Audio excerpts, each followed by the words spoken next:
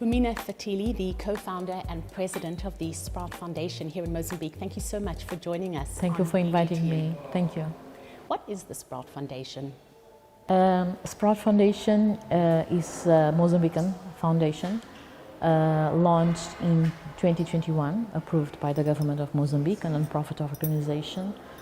But the essence of SPROWT starts with the founders, and the reason why SPROWT exists is because of that essence. So a little bit of my background maybe. So my background is in higher education, most of my experience, with a very high level of leadership experience, C-suite level. I'm a mother of 3, I'm a woman. So all my trajectory was about me finding as well a position in society as a leader. Then we have another founder that she also is in education, and we have the 2 member founders that they are academic. One is a lawyer, the other is a researcher and a head of governance and ethics, and we joined and we said, well, there is something beautiful to come out of this, and SPROWT is the essence, finding the essence of the human being. So when we speak about SPROWT, it's this beautiful connection with the human side of it, because we believe that everybody has a purpose in life, and there is an innate talent in each human being.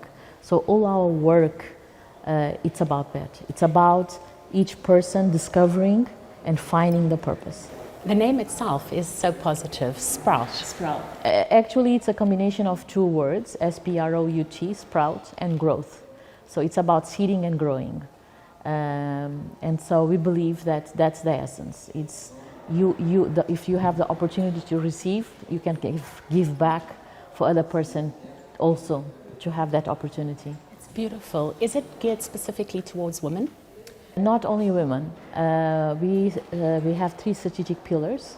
So it's about gender, so girls and women, and then we have education, so children, and we focus in a very specific area, which is the age from 1 to 5.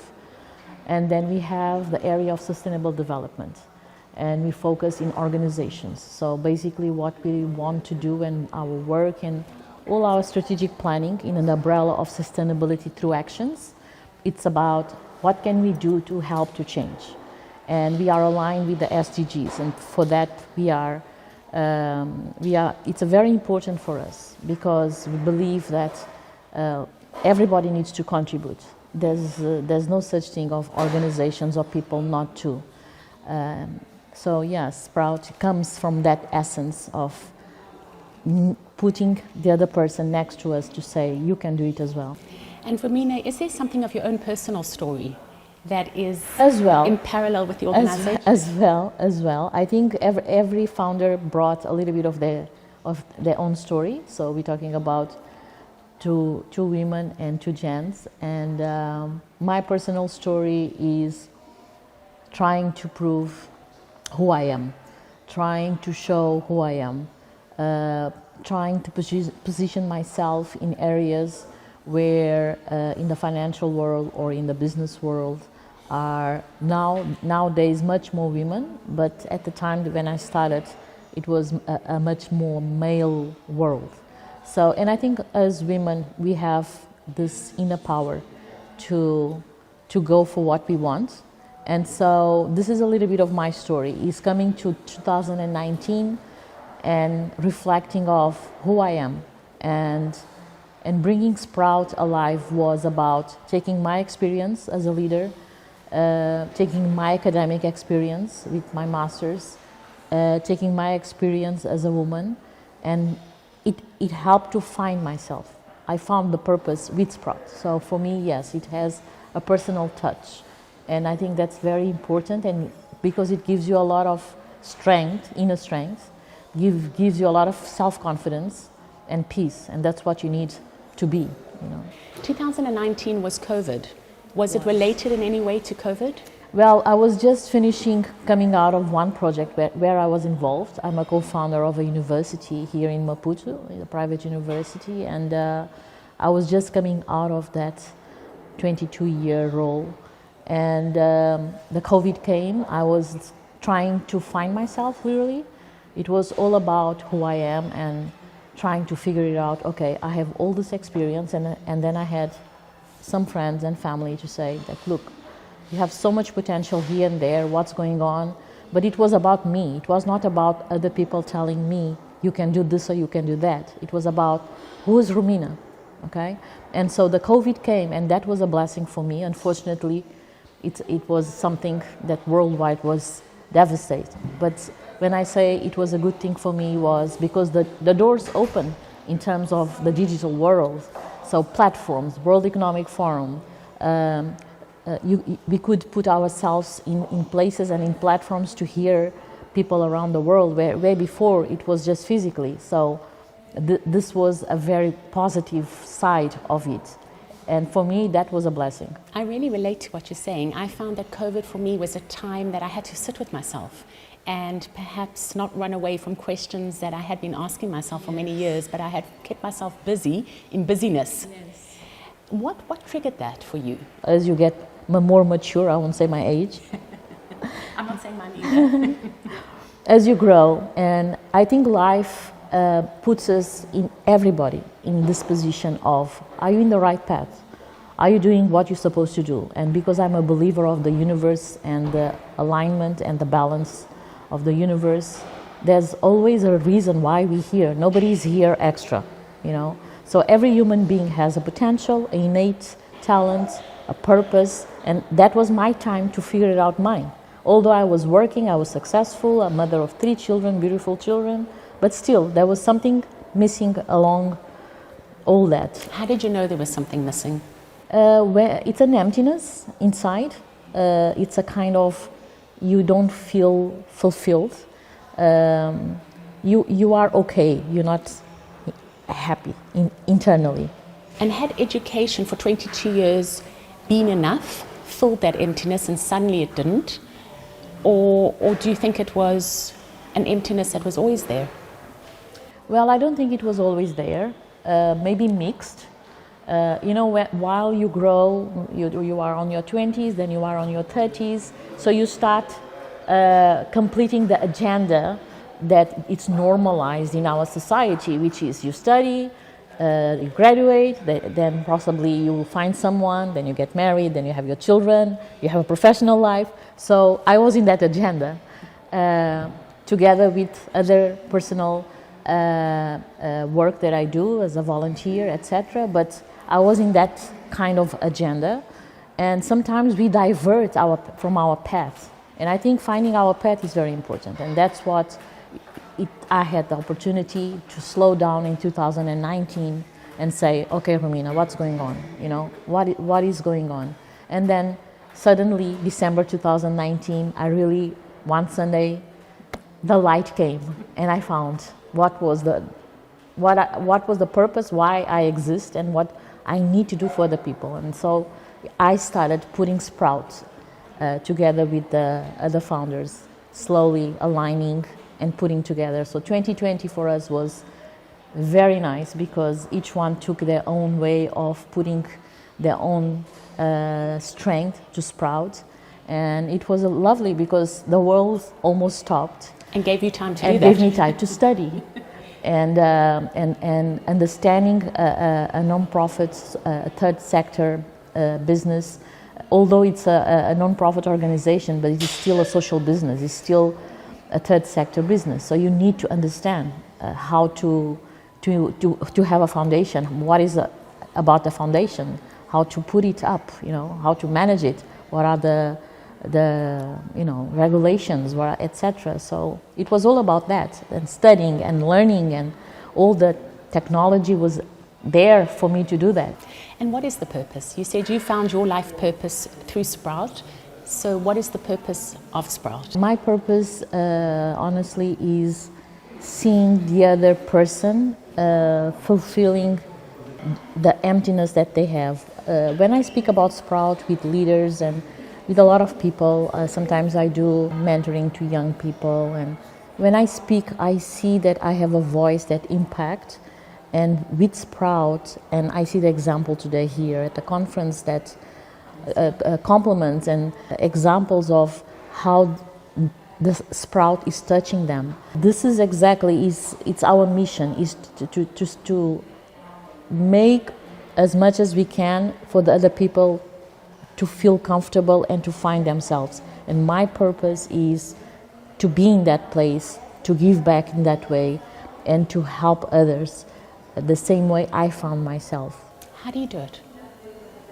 Because I imagine a lot of people relate to what you're saying. I certainly do. Mm-hmm. You know, the reassessment of your life, the emptiness. Yeah. How does SPROWT help us? Well, for me, it's about a little bit of the spiritual world and the physical world.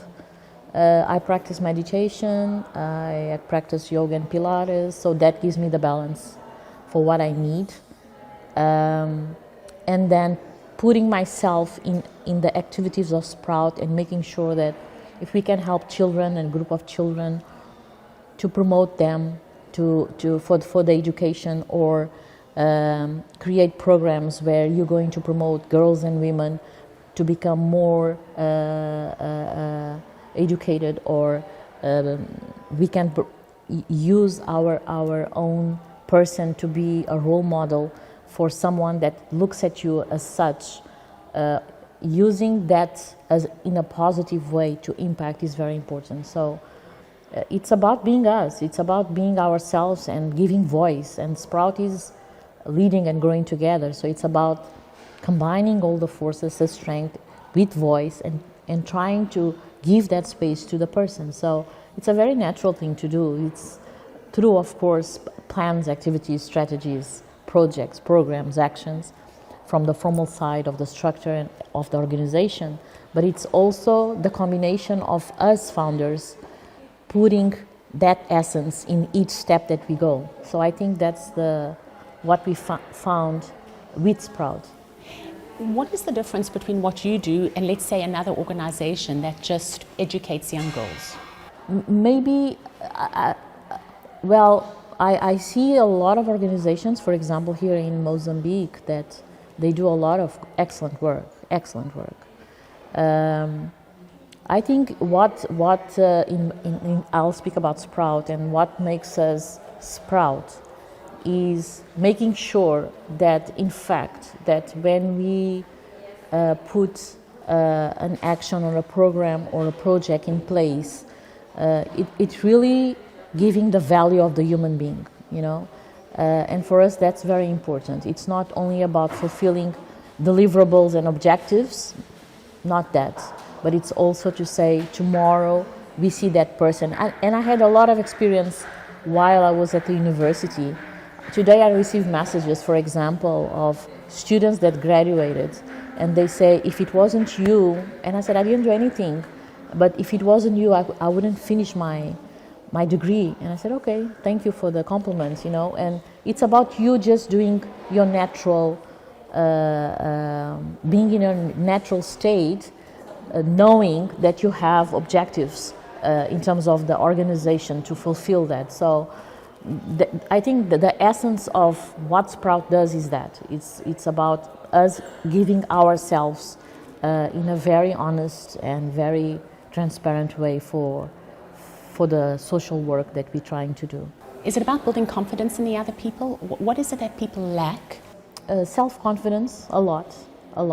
Sometimes you just need someone to say something, and you read somewhere and this person says something and you say, oh, now I understand, you know. So it's about dialogue, it's about conversations, so the person understands that has a space to talk about certain topics. And in my perspective as a leader, that's what organizations need, is to make sure that the whole structure is there to feel comfortable to talk about it. And so yes, it's about giving that trust. It's about helping in other areas, you know, soft skills. It sounds almost like it sounds like friendship and mentorship. Do you think that there's a need, and I would imagine the answer is yes, for an organization like SPROWT across the world? It's not a uniquely Mozambican challenge. Well, we are based in Mozambique, But we are working, for example, with South Africa. I have also connections with Brazil, with Portugal. I think this kind of organizations, it's a way of you putting yourself and the organization together to give this essence of the person to feel good about themselves. But I think around the world you have a lot of organizations, and I believe everybody ends up wanting that. And do you think it's a sign of our times that we need organizations to help us? What's gone wrong then? There are cycles in life, and I think this is the cycle where the change and the transformation is happening. To humanity? To humanity, in general. Not only here, not only for Mozambique, it's in general. And so I think it's the time for consciousness of that change. If you see what's happening with our environment, those are the signals, you know. Sometimes we ignore the signals, and the signals are very important. And being conscious about it helps for you to get the signals and understand what is the transformation that it's needed, what is happening, what we need to do all together. You mentioned earlier it's not uniquely for women, but is some of that transformation more keenly felt by women? Definitely, specifically because we offer programs and we try to speak about the women in leadership, which is our focus. We have a platform called Pioneer. In fact, we are promoting this conference through Pioneer, which is a platform that we have in our foundation to promote women. And so definitely we focus a lot about promoting women, but not alone. And that's why we have different programs where we invite leaders, male leaders, because I believe that I don't believe that this work can be done isolating genders. Okay, I think all genders, all people should come together and put themselves to help. If we're talking about equity or parity, or because there's no such thing of us we being extra in the world. So therefore, we are all important. So, but the focus is women. Yes, the focus is women. And when we talk about equity and parity, are you encouraged by where women are today, or should we perhaps be further along towards women equality, female equity? The parity that we're talking about, the gender parity, it's something that honestly it should be naturally accepted by everyone. But it's step by step. Like the report shows that for 100 years in something that we're not going to reach the, unfortunately, the parity, the gender equality as such. We've had a day of sessions here at the conference that you put together. Thank you very much for that. Anything that surprised you today? I was happy with the commitment of the gents. And we're talking about high-level, C-suite level gentlemen that came, and right now the third panel is running, which for me is very important. Although I feel that women need this kind of conferences here, specifically in Mozambique, to discuss seriously about what is going on and what to do. And we were just having lunch, and we were just saying that we need to create a task force out of this conference just to pull out the topics that were brought. Most of them, it's not a surprise that the ladies and the gents, when they were talking. In fact, I'm happy that this is happening, because this is what the conference was created for. It was about bringing together leaders to say, okay, these are the problems. How can we move now to the next step? Which frameworks, which best practices are? Case studies from Brazil, from Portugal, from South Africa, because we have panelists from those three countries. And what can we do to make the change? And are the challenges similar, or are the countries significantly different, that the problems you face here might be slightly different to the experiences of women and even men in Brazil? Most of them are similar, but of course there are differences. And that's what we're trying to catch, because sometimes what you see in South Africa and what we heard about South Africa and Brazil, the examples that they were giving, they're very similar. I think the lessons can be taken from those scenarios where you have similarities. And also it's important to have countries such as Norway and Sweden that are much more developing. And it helps us to focus and understand what are the best practices there that we can try to start implementing here, for example, in Mozambique. And Rumina, you are also the head of BRICS Mozambique. Now, you mentioned earlier the partnership, the working together with South Africa. Mozambique is not a member of BRICS, so can you just explain the connection of how you connect with BRICS? In fact, the head of BRICS Women's Business Alliance from South Africa, Ms. Lebogang Zulu, we were connecting, and we were talking about the work that BRICS does and what SPROWT does, and there are a lot of lines of specifically of what they intend to do with BRICS Women's Alliance in terms of empowering women, developing the economy, that SPROWT also has in their objectives, that she's trying to reach out for more countries in Africa. So South Africa this year has the presidency, and Ms. Lebogang, she is the chair. She feels, and the group of BRICS South Africa, they feel that this force can be given as well to the neighbor countries. And so it's not about only Mozambique, it will be Zimbabwe, Lesotho.